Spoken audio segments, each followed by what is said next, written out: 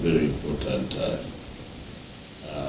method for us to work, because you realize that it is easier, because now, like in certain zones of villages, we have encouraged the setup of defense teams trusted by the community, because you come into a meeting and the chairman declares the following people have been trusted to work as part of the defense team, and people support them. I've seen in areas like Savala Road, where people have gone ahead to get them a uniform for easier identification.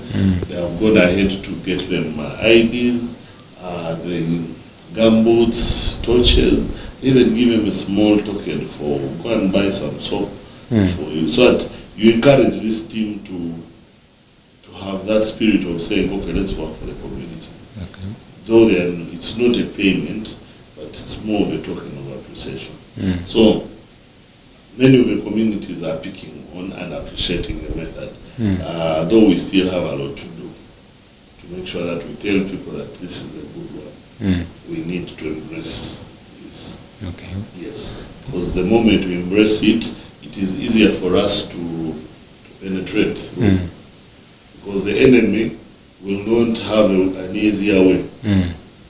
Because you imagine you have a good target hardening, starting with the family.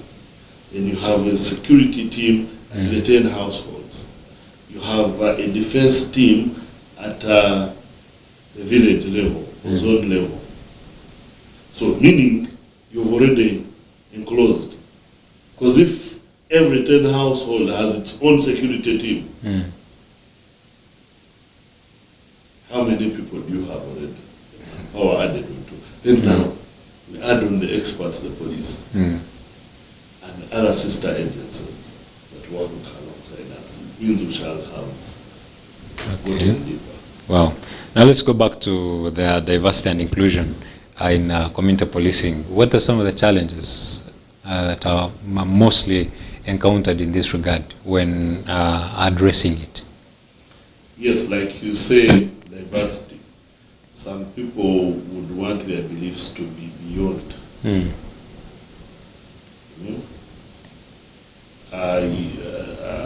We look at churches. Most times you find there are places where people would want to have night prayers, and there's a lot of noise. Yes. So it becomes a challenge that even those who would have gotten to know that there's an issue in a village, it becomes hard for them. Because people are praying, the noise is up, no one will listen. If you believe there was an alarm in the village. Then some people are having overnight music, buzz. Maybe you have your own cultural beliefs that us, when I get into the house, so long as I close the house, I'm in. So whatever happens outside there is not my what? Responsibility. My concern. So now that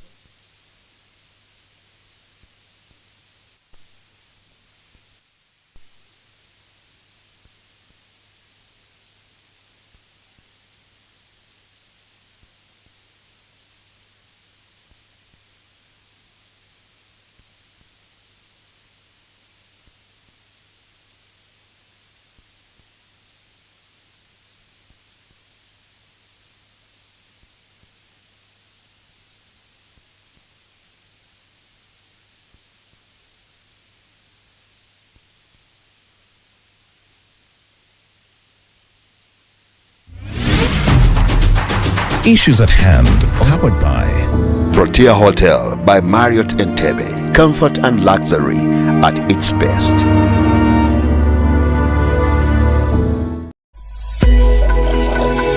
Family TV, enriching lives.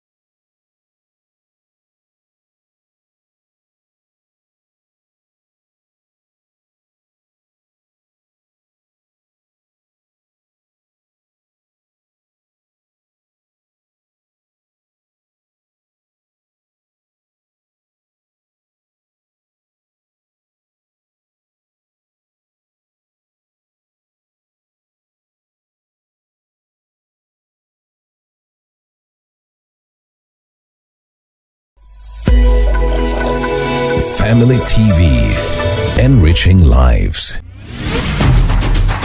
Issues at hand, powered by Protea Hotel by Marriott Entebbe. Comfort and luxury at its best. Oh yes, welcome back. We are powered by Protea Hotel by Marriott in Entebbe. Very wonderful place you'd want to go to majorly this weekend. I'm going to emphasize on that. Please, the numbers are just down there below the screens. You can contact them. And yes, see the deals they have for you this particular period of time, most importantly, the weekend. So here still with ASP Gilbert Nyika, who is the CLO for Katwe Division, and we are talking about addressing diversity and inclusion in community policing. And yes, we have talked about a number of issues, and now we are still on challenges, and now I want us to look at the challenges like language barriers, and maybe cultural beliefs for people, maybe even religious beliefs. How do these ones affect the effectiveness of community policing? Like we said earlier on that because people have different beliefs and the different languages they speak. But as police, we have come in to address some of these issues. Basically, when you look at the setup of the community policing department, where I fall, we have made sure that at least we have people specifically taken to areas that they understand best. Where you can speak a language, you understand people's beliefs, and you fit into that community. So that it is easier for you to identify with them, to know that this works out well, this doesn't work out well. And even trying to talk to them, because there are some beliefs that are outdated, that basically don't need to be practiced. That you need just to talk to the people and tell them, look here, some of these beliefs are very outdated. Because I'm imagining someone who says that me, according to my belief, by 7, my phones are off. By 7, I'm inside the house, I'm closed in. When even the noise I hear out, I'm not supposed to come out. So we are supposed to come and talk to these people in open forums, in community gatherings, and try to teach them and tell them, look here, it's very important for you to have your phone on and fully charged, mostly in the night. Your phone should be fully charged with the volume up to the highest, so that you can easily communicate.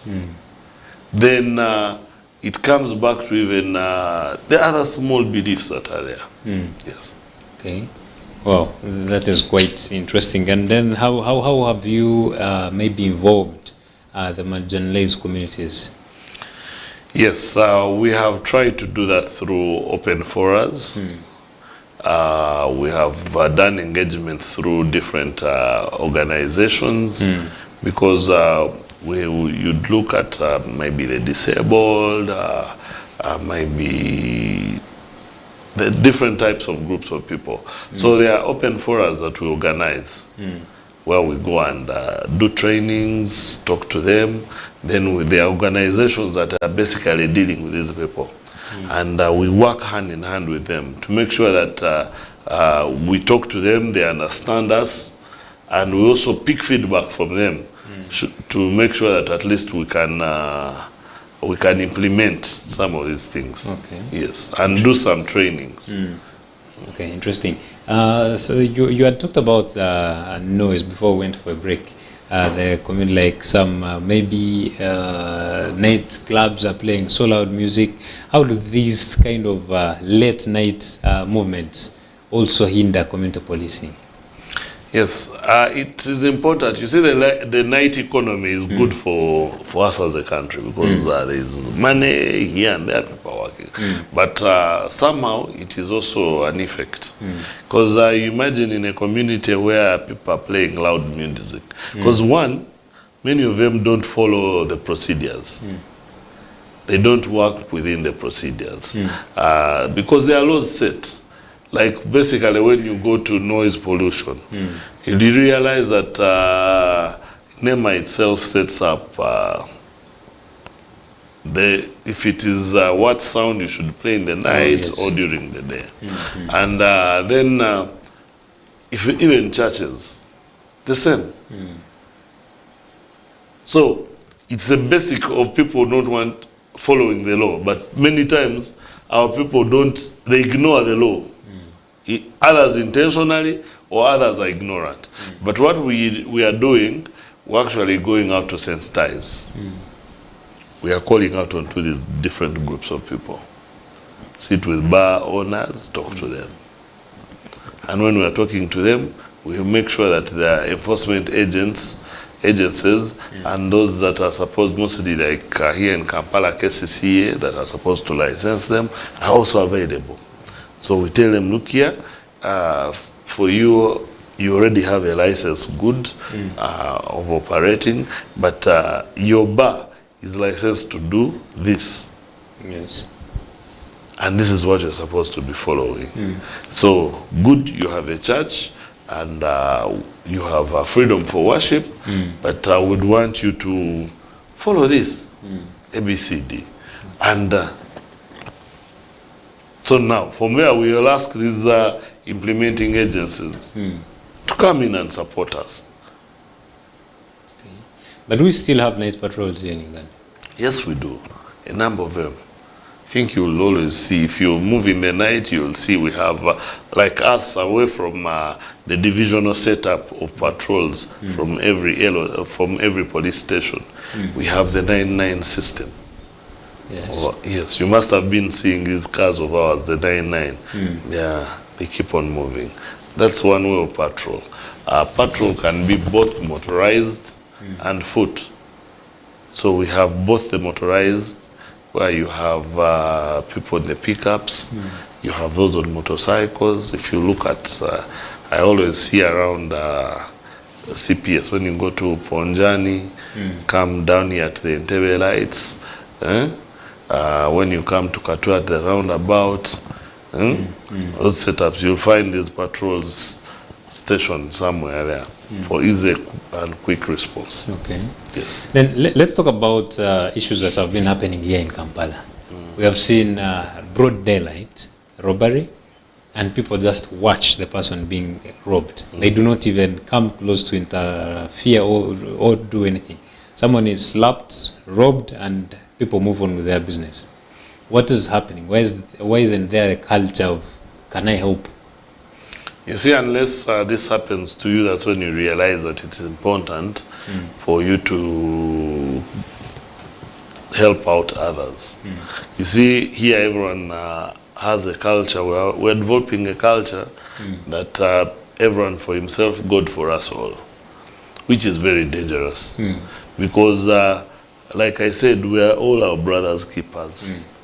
So, and that's what we call for in community policing. Yes. Keep my back as I also keep your back. So the basic thing is that when you see anything happening, now here, because of the .com world, when people see anything happening, they'd rather get onto their phones to record than go out to help out. But now, would you like it if others were recording when someone is beating you up or robbing you? So we need that spirit of togetherness. And how we can fight crime is basically when the criminals know that we're a joint force. But if a criminal knows that if I go to rob someone, the rest will not mind.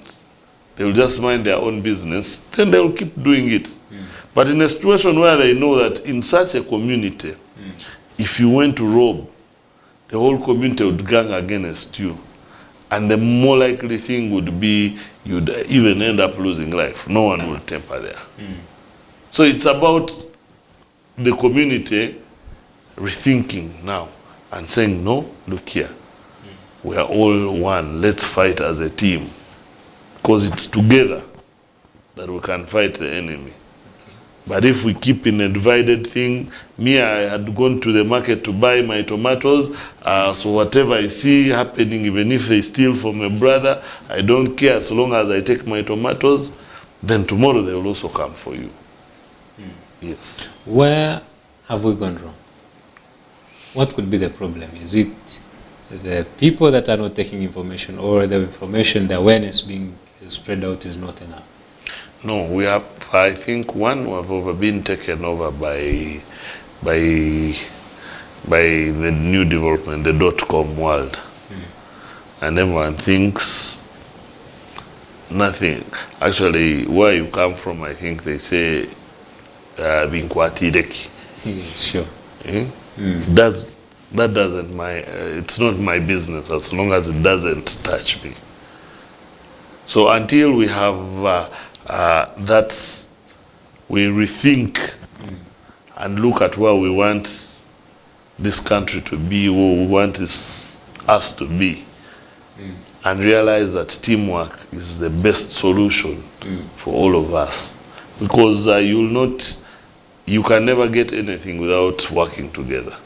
Because you want to go and pick food, there should be a farmer who has cultivated, right? Yes. There is that other middleman who has picked the food from a farmer to the market. There is that person at the market selling to you. Yourself taking it home, there is a maid going to cook for you. Then for you, you're the final consumer. So meaning that chain should never be broken. So if we have that chain that we are working together, that all of us, it's not about minding your own business. Seeing that whatever happens, if I see something, because I always tell the communities where I go, that if a thief came to your home and stole a TV or some gadgets, and he has nothing to steal again from your place, what does he do? He'll go to the next neighbor. Yeah. Then to another neighbor. Meaning it will be a racket. But if you worked earlier together, you'll have prevented that. Okay. Yes. Interesting. So what mechanisms are there in place so far for the community to provide feedback or response? One, we have community engagements that we are doing. And in these community engagements, we expect people to come in and give feedback, whereby we always encourage positive criticism. Obviously, positive criticism helps in development. Then we have different forums where information flows, and where we also give out our numbers to the community to make sure that they can give immediate feedback. And here I always encourage that feedback should be given first to the rightful person. If you have an issue in your area, the first contact person should be your area police. So that they can easily, because now if you call the community liaison officer, then community liaison officer has to again call the area police.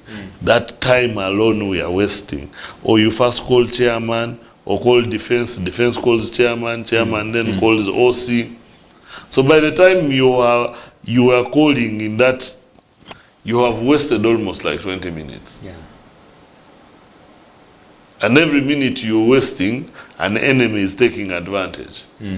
So communication should be running to that rightful person or action person, unless otherwise that you cannot find them on call. Okay.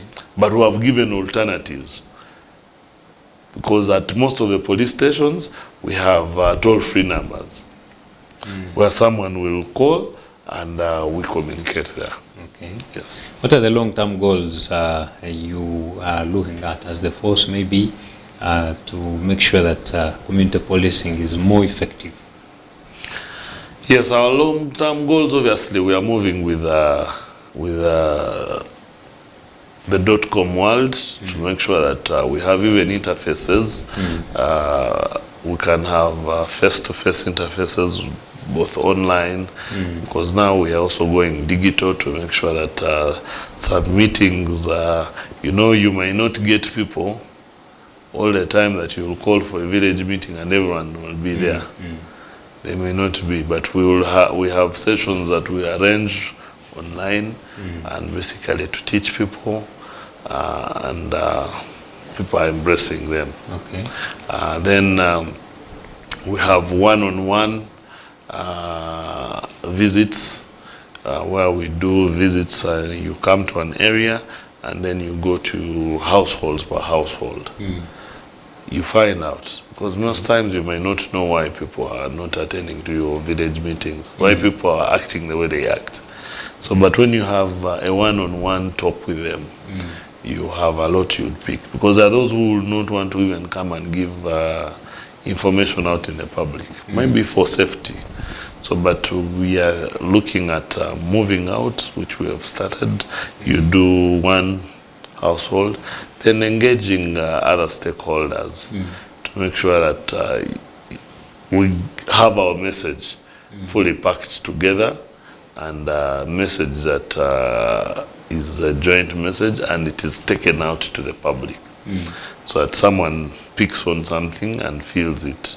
So those are things that we're looking at. Okay. By the way, what role has digitalization played so far?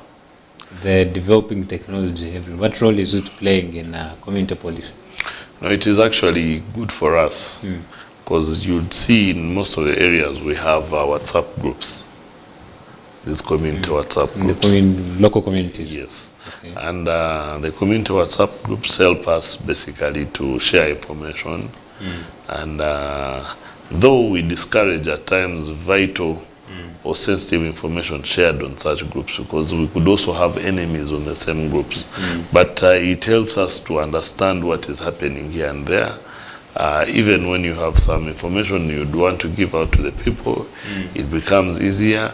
Like I'm telling you, we are actually coming out with these online meetings with the communities. It becomes easier that you even sit in office, schedule for a meeting with these people, even someone wherever they are in their offices, even in the garden, someone can sit and follow. So I think it is helping out. Okay. Yes. As to how can the community work together with the police to diversify the community policy? One is the community, we always work through structured leadership. That we have leaders, obviously, starting from your household. Then we have chairman, LC1, 2, as we go up. So we want to work through structured leadership, so that information and collaboration is shared properly. Then we always we share out our telephone numbers, so that information flow comes out, because you cannot work for a person who is not interested. You need to make sure that they are also interested in what you're doing. So we're trying to make sure that people understand the philosophy, people understand the ideology. Why do we have community policing? What is it? Its essence. Is it important for us? Because basically when you go out for a community engagement with a community, you're going to listen out to them. It would actually be more listening out to them, but also telling them out some success stories that have happened for us to encourage more people. To encourage them and tell them, look here, though this, because you see crime, you will not have zero crime. But basically us, when we're fighting to reduce crime. And when we're reducing crime, so that the next thing, if I'm walking out, people are not telling me about being robbed, people are not telling me about domestic violence. We can talk about maybe Mark had a quarrel with so and so. Simple crime. But you will not sweep out and say that, because as the world keeps on developing, more sophisticated things come up. And obviously people keep thinking. And in that way of thinking, even crime comes up. You might not even intend to commit the crime, but because you want to think so much, so you end up committing a crime. Okay. So, but we would want that in these engagements, for people, one, to know, to understand the law. When you understand the law, means you will be a law-abiding citizen. You know, even if you do something, you know this will punish me. Right? Okay. Then we also hear out, there are things that maybe we're also not doing right. That if are done, maybe the security would be good. So people can tell you, no, Amanda, you see, you are doing patrols, but you're doing them on motorized patrols. And these people see you coming, would want you to change the tactic and maybe do foot patrol. So when you go out and people tell you some of these things, you pick on and you build from there. Yes. Okay. But when you talked about WhatsApp groups for communities, my mind went to the current trends. There's a lot of impersonation, there's a lot of fraud, there's a lot of... how do you sieve and make sure that the people in this WhatsApp group are only honest people, are only good people in this? It's hard for you to know who is good and who is bad, because remember that when you're putting people on platforms, basically you're bringing the community together. Those who are part of that community you're creating. Both good and bad. Exactly. So now, the good and bad might not be seen by yourself, because I'm imagining I am trying to create a family TV WhatsApp group. I might not know who is a good person or not. Sure. But that's why I said that on these WhatsApp groups, we try as much as possible to control. There are sensitive informations that we may not pass over through those WhatsApp groups. Okay. So we control what is on the groups. Most of these groups, actually, we ask the leaders that we are also part of the administrators of the group. So it helps us to manage. Yes, and even on these groups, you get to know who is who.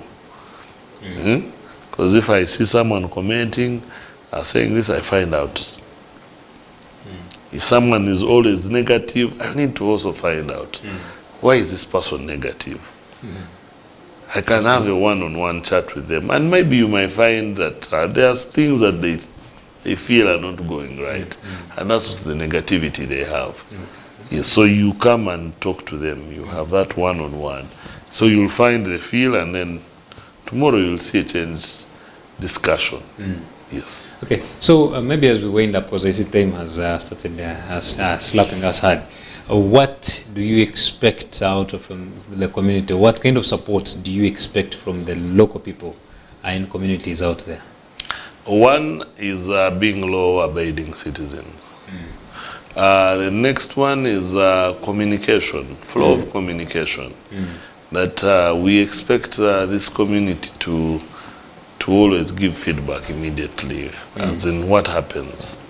Then working together as teams. Okay. Whereby you find by the time police arrives, the community has already handled the matter. Though not, justice. I discourage that, because that is not following the law. But because as a community, you have, you can arrest a person. The law says you as a civilian person, you can arrest. But when you arrest, you hand over Police. to authority. Okay. Don't act. So you need to hand over to authority. So in that way, is that if we have such a community that is fully engaged, fully aware of their rights and know the law, they communicate a lot of information flow.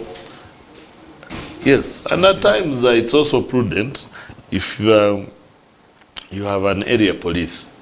It's not a sin for you to support them. Yes. When you realize your area police has an old motorcycle, has a community, you can support them and buy them a new motorcycle, because it's not for individuals, but for them to use it for duty. Yes, exactly. Okay. Wow. If you see your area police needs support in some area, work alongside them, because we are all targeting the same goal, for us to hit that goal. Okay. So we expect that from a community, that a community that is well engaged and supportive. Okay. So when you have a very supportive community, it is easier for us to penetrate and hit our goals of having a free crime society. All right. Now, in your own opinion, what impact do you think embracing diversity and inclusion in community policing can have on the well-being of the societies? You see, when you are looking at diversity and inclusion, the moment you understand it so well, the moment mostly, I think the framers and those who came up with the Department of Community Policing looked basically at that if we can have people who will fit into this society, and the society also calls them to be their own, meaning that it is easier for you because you have understood the society, the community you're going to serve in. So the different diversity, then you need to be very inclusive, because you've understood the diversity, so you become inclusive. Because if you're going to deal with the disabled, you understand how to deal with them in that angle. If I'm dealing with people in churches, I don't need to go to the church because I am not Christian. Then I reach the church and be like, you see me, I don't know even how your God behaves, blah, blah. No. If you are there, then blend in, understand what they are. Understand how they are, and move in with them. The moment you understand them, move in with them, meaning you're going to easily pick even information from them. You're even making them understand you the more. Even what you think that they are not doing right, it becomes easier for you to tell them that this is not right. Because now they see you one of them. Yes. So if we just move into that angle, then we're going to go. All right. Thank you so much, Fande Gilbert, for all the insights. But as we wind up, please give us your last remarks in this regard. I want to thank you as Family TV and for always giving us this opportunity to be here. But I would want to tell you that us down in Katwe, we are grateful. We have a number of success stories as the police. Of recent, we had operations where we arrested a number of people connected to these thefts and robberies, and they even took us to places where they have been selling these things, and many of them have actually gone to court and sent to remand, and we're fighting so that they can be committed, and so that we have them convicted. So a lot is being done to see that we have a free crime society. But a free crime society will need our efforts, all of us, as a team. And that's why I said security is not for only us in uniform. No one should say that we are security, we are the only ones entitled to security. No, it is for everyone. So we ask everyone to come up and we join forces in fighting crime. Let's join together as a team crime can be in very many forms. And where you see there is a problem, please communicate.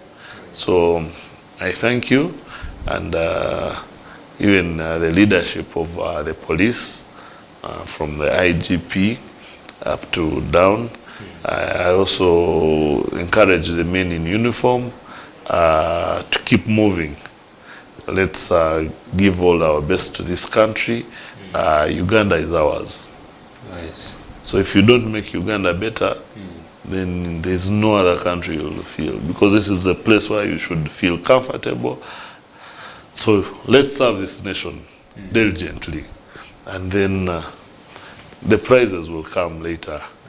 Yes. Thank you so much, Assistant Superintendent of Police, Gilbert Nyeika, man from Toro Kingdom. I graciously appreciate you so much. Well, I hope you have had a wonderful time in discussion. By the way, if you've been very keen to the Fridays we always host these people, you have seen that mostly we have been having community liaison officers, and this is basically to bring out how, or your role in policing, your role as an individual.